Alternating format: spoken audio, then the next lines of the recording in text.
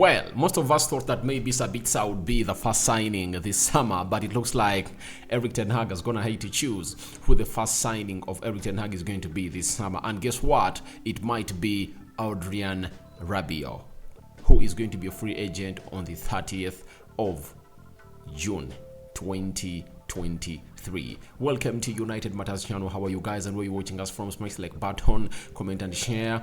Erik ten Hag contacts Rabiot and his entry again as he did towards the end of the transfer window of the summer of 2022, and it looks like John Mata failed to really go ahead and reland the deal, but this time around Erik ten Hag has gone in back for this man. Then we are having a story about Diallo and what exactly Erik ten Hag told him when he was sending him on loan to Sunderland in the Championship. And lastly, Michael Carrick, a man doing wonders at Middlesbrough, has found himself in a position of speaking to us on to Sir Alex Ferguson and what he thinks about the team of Manchester United after his departure. So, guys, lots of things have been happening at Manchester United, and I think we are yet to really get to know who is going to be the first signing of Erik ten Hag. Fabrizio Romano has also gone ahead and really thrown in a very gigantic hint onto this deal of Rabiot to Manchester United. But I had a friend who came onto the social media platforms. I think he goes by the names of Habib Arafat. Good morning, David. How is your condition? I'm healing, and I think soon I'll be 100% healing, but I'll be 100% healed. But I think the progress is really good. Now, let's start off with L'Equipe from France, and you know Rabiot is really a French international, and he knows everything very well.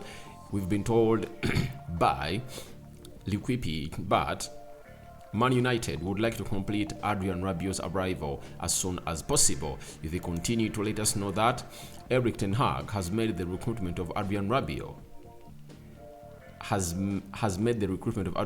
free in June a priority. The two men have had contact in recent weeks, meaning that Erik ten Hag is going to hate to contact Adrien Rabiot and has really talked to him for the second time. Remember, the first time he talked to him was around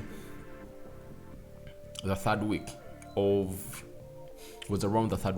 August. We are left with like 10 or 14 days to the end of the transfer window, and the mother Victoria of Rabiot was making really huge requests. They're going to pay close to 15 million pounds to Juventus, and this time round I think that's going to be something easy for United to really go ahead and really get out of place, because they can give him a sign-on fee of like 5 million pounds and then get him the salary that he wants at Manchester United, because he's coming in as a free agent. Now, for me, I like Rabiot. And I understand why Ten Hag is going in for him. You know, he's the player who played in the World Cup finale. And guys, if at all you can get into the starting midfield places or positions of France, it shows you how good and this player is. And secondly, he's a versatile player. Remember, Ten Hag is going to look so much more for players who are really high standard and really versatile. What do I mean by versatile? Being able to play in more than 1 or 2, 3 positions. Rabiot can be played as a CDM, he can play in the double pivot, he can play as a central attack midfielder, he can play as a left winger, he can play as a left back. I've seen him being played as a left back at Juventus, and he's really a very decent player that if at all you put him in that midfield with Casemiro, obviously you now know that at least there is a man who can really fight the battles and obviously win the balls that Eriksen cannot do. As I've always told you, Eriksen should be pulled up into the central attack midfield position to compete with Bruno Fernandes. That's it, because he cannot be played into that double pivot to really put in the intensity. That's why even when we are playing Wolverhampton Wanderers, I felt like at the half-hour mark, he was supposed, not half-hour mark, at the hour mark, he was supposed to be taken off such that Fred comes in through to put in the intensity. That's it. So, for me, Rabiot, I love him 100%. and I fancy him at Manchester United because we are getting him on a free, and obviously there is no way you're going to come out and really tell me no that you don't really like him. I like the player. I admire him. He's tailor-made for the Premier League, and I think the biggest reason as to why Ten Hag is going in for him is that he knows the situation at Manchester United. He knows that the easiest way to get in players right now is getting in free agents. That's it. If we can get in free agents, then at least we'll go to the tour with some good players, you know. But we don't know which other free agents is all after. But for Rabiot, Ten Hag has talked to him and is 100% positive to get in the player at the club of Manchester United to get everything done and dusted like never before. That is Eric Ten Hag for you. Fabrizio Romano, via his YouTube channel, is going to say the following about this deal of Rabiot. I said United are still interested in Adrien Rabiot, whose name is being discussed internally. The player will consider his options at the end of the season. He has a proposal from Juventus. His dream is to play into the Premier League. So, Rabiot wants to come to play in the Premier League. Eric Ten Hag wants him at Manchester United. Left-footed player, and Ten Hag looks like he's going to have to admit that he cannot get Frankie de Jong and he has moved on to that and is not willing to go ahead and really make any other mistake. And he knows that the budget is really so limited, and getting in players on a free will go ahead and really help us a little bit further as we recruit players from different corners of the world. I believe the budget that we have of £100 million is just directed to one person, and I think that is the center forward. That's what Eric Ten Hag is all about, because he said he wants seen a world-class center forward, and the money we are having will only go in for such amount of players. So Rabiot to Manchester United, I would really fancy that move. You know, the situation in which we are into, if Eric Ten Hag has gone in for him early enough, that shows you that he loves the player. He loves the player, and I think he adds a lot to our midfield. And obviously, he displaces Eriksson in that position. He displaces Scott McTominay and Fred, all in those positions. He just kicks them back to the bench. That's it. But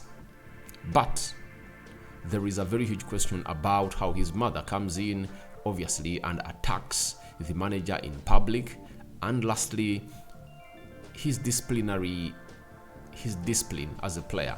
But I think if he had not been a changed man, I think they would have already gone ahead to fall out with the French national team manager, that is Didier Deschamps. And in Italy, I've not heard anything bad about him at Juventus, you know. So all what we are waiting to see is on how this player known as Rabiot is going to make on a decision whether to come to Manchester United or not. But all this is going to base on one thing: us qualifying for the Champions League. You know, when we qualify for the Champions League, you know, after winning our 2 next games, that will be a given that Rabiot is going to come to Manchester United, because Eric Ten Hag has spoken to him, and Ten Hag told us, by the way, towards the game of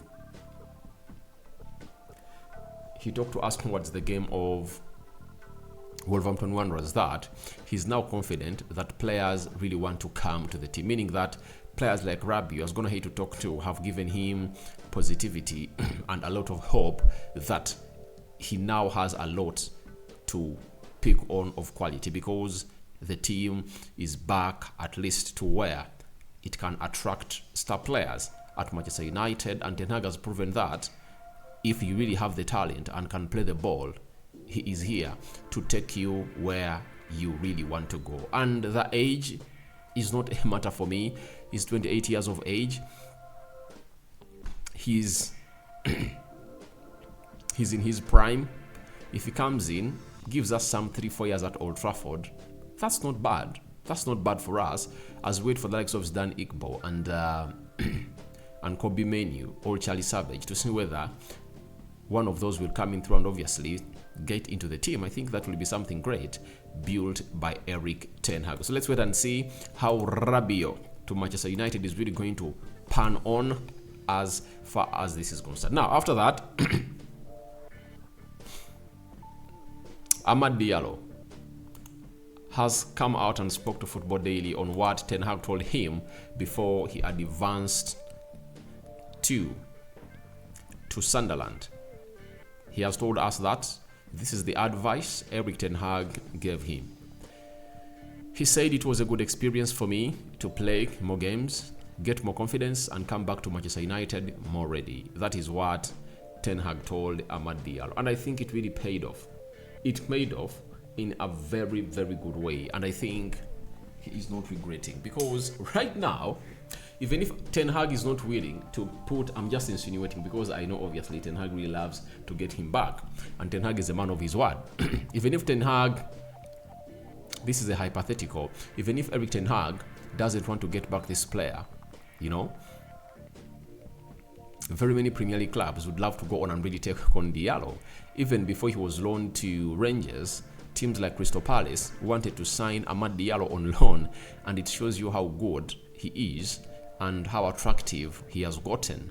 So that shows you that Ten Hag telling him that go get some confidence and come back to Manchester United more ready. He knew that there is a player in Amad Diallo, but he needs to get confident and obviously come back more ready, because the fight for this season would have gone ahead to really destroy a full year or a full season for the player known as Amad Diallo. So as it stands, I think he has gone ahead to fire all cylinders, tick all boxes, and obviously Ten Hag is really a happy man. I know they really communicate on WhatsApp, video call, they talk to one another, and obviously we can't wait to see him play against Luton Town in the next second leg of the playoff. And I would like to see him lift a team to the championship as James Garner did last summer. So that is it. And now let's sum it up with Michael Carrick. Michael Carrick has been asked on how often he speaks to Sir Alex Ferguson, and these have been his words. I talk to him a lot, not all the time, but once in a while. He's always there if I need to talk to him. It's nice to have the opportunity to talk to someone like him. Now, all the managers, all the players that have passed through Sir Alex Ferguson, that have been coaching, have not gone ahead to go on and really do the needful. Apart from Ruud van Nistelrooy, I've seen him start to win some trophies in the Eredivisie. I think Michael Carrick will do a job. You know, Ole Gunnar Solskjaer, you saw what happened to him. Mark Hughes, and very many others. But I think Michael Carrick has a different mold altogether in him, and I think he might be one of the most successful managers that Sir Alex Ferguson ever coached as a player, because Carrick is really a very good manager. So guys, your thoughts onto that are welcome in the comment section below. And what do you think about Ten Hag contacting Rabiot? Is he going to be Ten Hag's first signing of the season? And lastly,